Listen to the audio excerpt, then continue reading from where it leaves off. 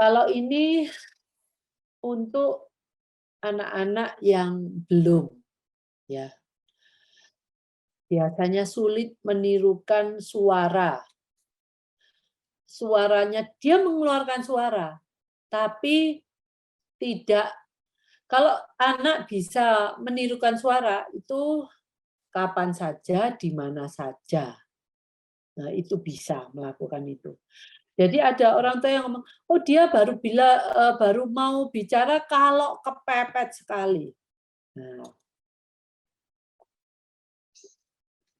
itu ya itu mungkin kita nggak bisa ngomong anak ini bisa melakukan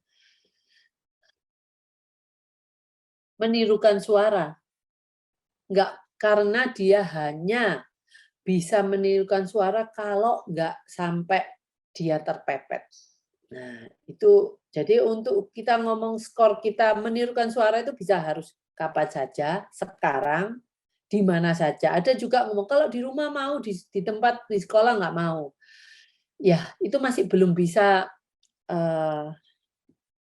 masuk ke kategori bisa menirukan suara. Oke.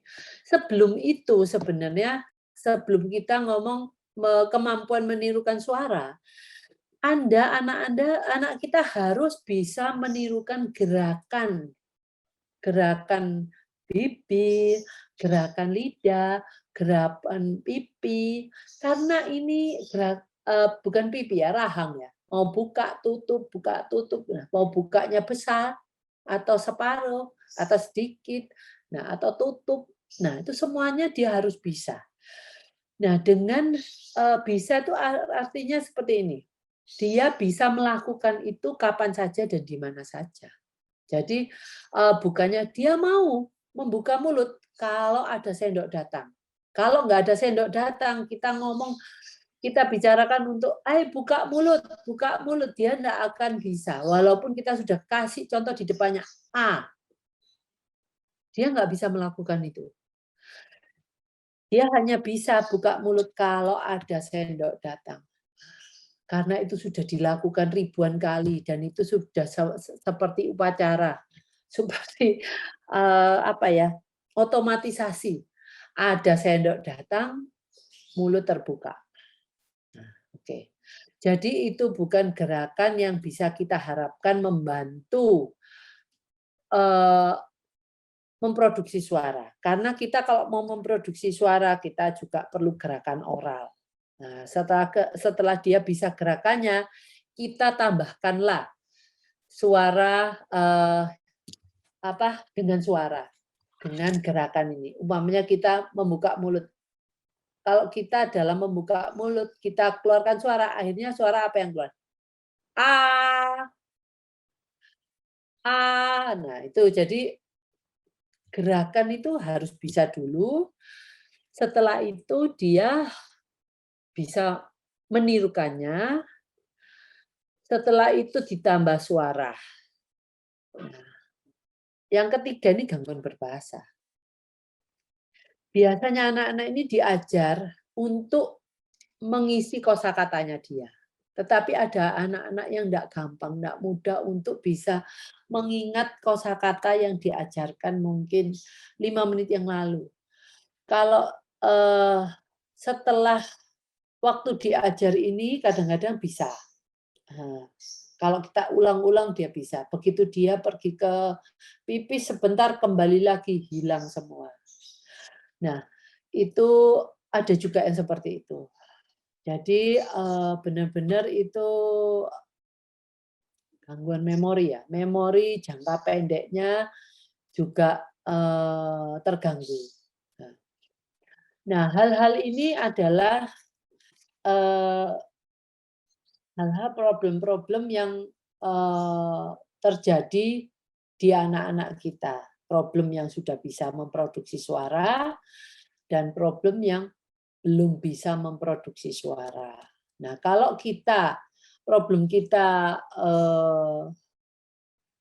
produksi suara, nah Dan problem tidak bisa memproduksi suara pastinya ini dengan program yang sangat berbeda. Oke. Sekarang kita ngomong ke komunikasi. Oke, anak kita verbal. Verbal itu mengeluarkan suara. Itu aja ya. Lisan. Verbal itu lisan gitu aja ya. Sorry, saya mau atau mengeluarkan suara.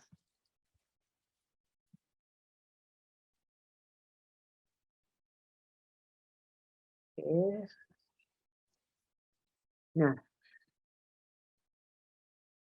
kalau nonverbal itu adalah, waduh saya sudah tidak tahu ini caranya gimana. Wis pokoknya seperti ini.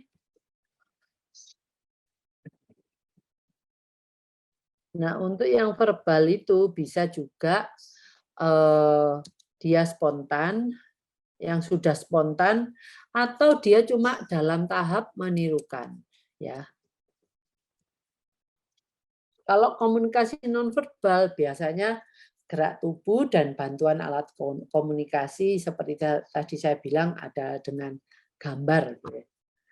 Nah, setelah kita tahu semuanya itu, kita mau tahu sebenarnya apa toh yang bisa mendukung atau apa yang bisa buat sarana kita, latihan kita untuk mencapai kemampuan-kemampuan komunikasi ini, skill-skill yang diperlukan pada waktu kita komunikasi. Jadi saya katakan di sini supportive background ya. Nah, kalau anak ini pertama dari yang paling bawah saya akan memang di sini kemampuan fokus atau menyimak itu kita perlukan untuk kita mengajarkan apapun. Dan di sini tinggal fokusnya tuh berapa detik. Paling sedikit yang kita perlukan fokus anak itu 3 detik. 1, 2, 3. Nah, 3 detik itu lumayan. Kita bisa memberitahu dia banyak hal. Kalau dia setelah 3 detik, anak itu hilang. Nah, jadi kalau anak ini sudah bisa fokus, akhirnya fokus yang dari 3 detik itu jadi berapa lamanya. Dan kalau kita sering-sering membuat anak kita fokus ke kita daripada ke alam lamunannya, jadi kita lebih banyak bisa mengisi database dia. Nah, inilah yang saya bicarakan. Kita butuh waktu banyak dari orang-orang sekitarnya, bisa orang tua atau babysitter atau pembantu, apapun itu. Saya nggak minta pasti harus orang tua, asalkan Anda menemukan orang yang bisa mengerjakan, orang yang bisa menggantikan apa yang ingin Anda ajarkan ke anak melalui orang tua itu nggak apa-apa. Anak Anda masih tetap improve. Tapi kalau Anda tidak bisa menemukan orang yang bisa melaksanakan wacana Anda, dan Anda sendiri orang yang repot, yang nggak punya waktu untuk dekat sama anak, nah itu jadi masalah. Gitu. Kalau di tempat terapi kan cuma 2 jam. Nah, idealnya apa yang dilakukan di tempat terapi orang tua mengetahui. Nah, saya senangnya ada beberapa keuntungan dari sistem pengajaran online yang kita lakukan. Karena dengan pengajaran online, orang-orang itu sekarang orang tua yang bekerja work from home, mau nggak mau dia tahu apa tuh yang dipelajari oleh anaknya. Dan akhirnya mereka menanyakan, loh Bu, cara ngajarnya gimana loh Bu? Kok tadi sebentar begini, sebentar begitu. Terus itu sebenarnya ada rule-nya nggak, ada aturannya. Nah ini, kalau orang tua sudah tertarik dan mau tahu mengenai cara yang diajar mendekati anak, itu akan kita buka dengan fair kok. Dan saya akan mendapatkan asisten yang akan membuat pengulangan-pengulangan banyak di rumah, tetapi saya harap dengan cara yang berbeda. Cara yang berbeda itu pendekatannya berbeda. Jadi anak-anak ini tidak melihat ibu seperti terapis. Nah, itu yang mungkin orang tua harus dipoles lebih mendalam lagi. Nanti kita bicarakan bagaimana orang tua mengajar di rumah tanpa menjadi seorang terapis. Nah, oke, saya tulis dulu. Tanpa menjadi seorang terapis. Oke. Nah, kembali lagi ke kemampuan supportive background ini aja. Jadi fokus ini kita perlukan. Nah, caranya untuk melatih fokus gimana, Bu? Waduh, nanti aja kita omongkan cara melatih fokus. Setelah anak kita harus mempunyai kemampuan fokus walaupun 3 detik, kemampuan meniup. Nah, kenapa? Karena kalau kita bicara itu mungkin kita nggak sadar bahwa itu ada tiupan. Gitu ya. Jadi kalau anak ini nggak bisa meniup, itu nanti suara yang keluar akan flat gitu. Seperti kalau dia nama saya, nama saya Steven. Jadi nggak ada tekanan, nggak ada, jadi pronanya juga rada nggak jelas karena ada beberapa suara huruf itu harus ada udara yang dikeluarkan.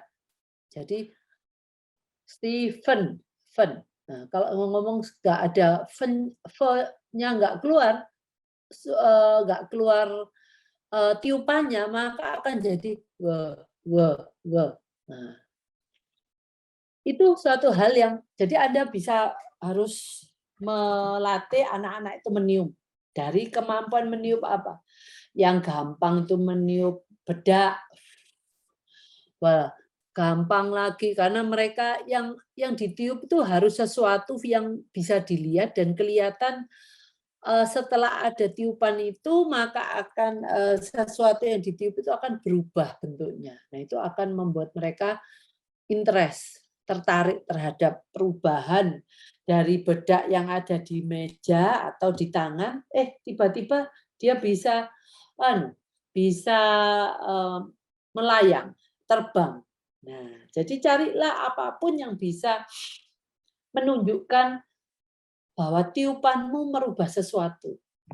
Jadi cari bedak, tisu, atau bubble, atau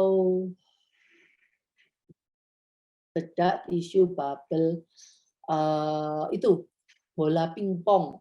Bola pingpong itu kalau ditiup di atas meja gampang sekali menggelinding. Dan itu pasti anak-anak suka. Terus yang kemampuannya juga yang harus diperhatikan adalah menggosok gigi. Bukan menggosok giginya sebenarnya, tetapi dari sana kita tahu bahwa anak ini di dalam mulutnya sensitif atau tidak. Ya, kalau dia sensitif, dia pasti nggak mau sikat gigi atau apapun masuk ke dalam mulutnya. Dia berusaha, atau kalau sudah masuk dia akan menunjukkan ekspresi atau suara yang bahwa dia tidak nyaman. Yaitu biasa teriakan, menangis ya. Nah, kalau anak-anak itu sensitif, nah kita harus punya program untuk menurunkan sensitivitas dalam mulut. Nah, karena biasanya anak-anak ini kalau sudah sensitif, dia tuh berusaha tidak mau menggerakkan organ-organ dalam mulut ini. Padahal kita butuh lidah, mulut, bibir ya. Bibir itu bergerak dengan intens, dinamis pada waktu kita bicara. Bagaimana kalau dia sensitif? Dia mungkin tidak mau nyenggol pipi bagian dalam. Nah, akhirnya dia lebih baik aku sebisa mungkin saya nggak menggerakkan mulut saya karena saya takut gigi saya menyenggol ini apa pipi bagian dalam.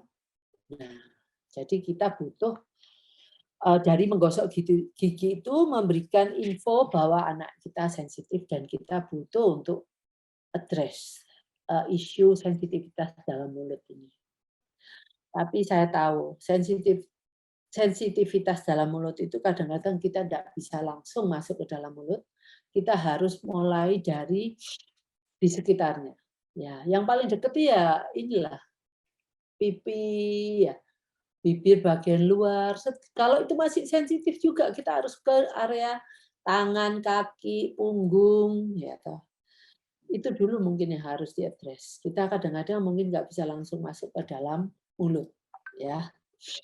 Terus makan dan minum. Di sini juga kita bisa melihat kalau anak ini sensitif, makannya makan apa, minumnya minum apa, dari sisi tekstur, suhu, atau apa ya satunya ya, tekstur, suhu. Sama nanti kalau ingat satunya lupa deh aku. Nanti saya mungkin di bawah nanti ada. Jadi di sana cara makan dan minum. Anak ini sukanya makan yang pokoknya dia maunya suruang.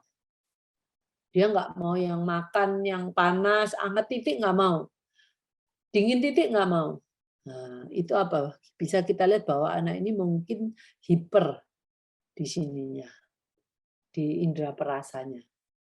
Nah, kalau anak ini sukanya dia pedas, makanan-makanan yang agak, kalau nggak panas dia nggak mau. Dia sukanya minum, mengulum es batu, minum es krim. Jadi lihat makanannya itu lebih ke arah makanan yang memberikan inputan sensori yang sangat tinggi.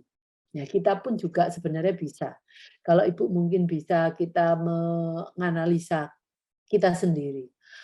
Orang itu kalau suka makan sambal itu bisa 50 biji cabai. Wow, coba dia bisa tahan seperti itu. Itu termasuk orang apa? Orang yang hiposensitif itu. Kalau yang hiper dikasih satu aja, nggak bisa dia. Nah, mungkin itu juga, tapi memang itu juga bisa berdasarkan ambangnya itu bisa diperlebar berdasarkan latihan. Latihan mungkin makan cabai satu, separuh satu, habis itu 1,5 2, terus bertambah sampai 50. Itu bisa juga seperti itu karena dia memang eh, melatih untuk bisa makan cabai banyak. Tetapi itu pun juga orang-orang itu pasti juga daya tahannya terhadap input yang seperti itu, dia pasti lama-lama apapun yang dia makan, yang rasanya plain, tawar, itu tidak akan enak di mulut dia. Jadi seperti makanan western yang cenderung nggak ada rasanya, nggak akan cocok sama dia. Dia cocoknya masakan Meksiko, masakan mungkin pokoknya masakan dengan input sensori yang tinggi. Nah, itu baru dia lebih kemungkinan besar lebih cocok. Ya.